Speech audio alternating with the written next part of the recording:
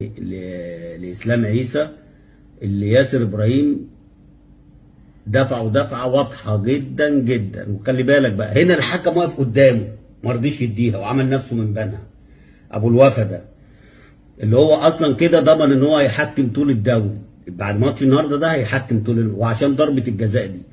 فالراجل إسلام عيسى جاي مندفع الكورة ولسه هيحط بطن رجله فيها، ياسر إبراهيم قام جاي زق. طبعا كل الضلاليه هيطلعوا يقول لك ايه بقى فيهاش حاجه واللي ده ضربه جزاء.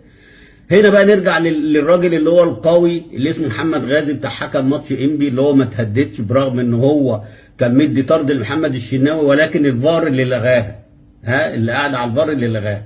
فلما ينزل بعد كده ويحسب ضربه جزاء على النادي الاهلي يبقى الراجل ده بطل، يبقى الراجل ده حكم محترم. انما النهارده الفار طارق مجدي بعت له، وطارق مجدي ده مش اي حد، وانتوا عارفينه ملك ضربات الجزاء.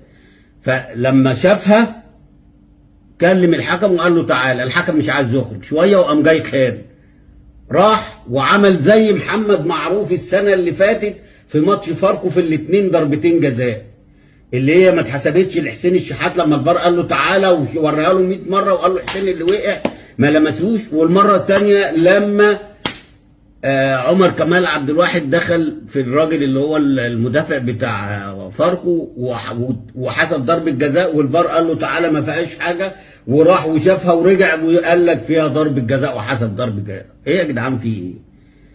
ما تلغوا الفار ده وريحونا، يعني الفار ده يتلغي بقى طالما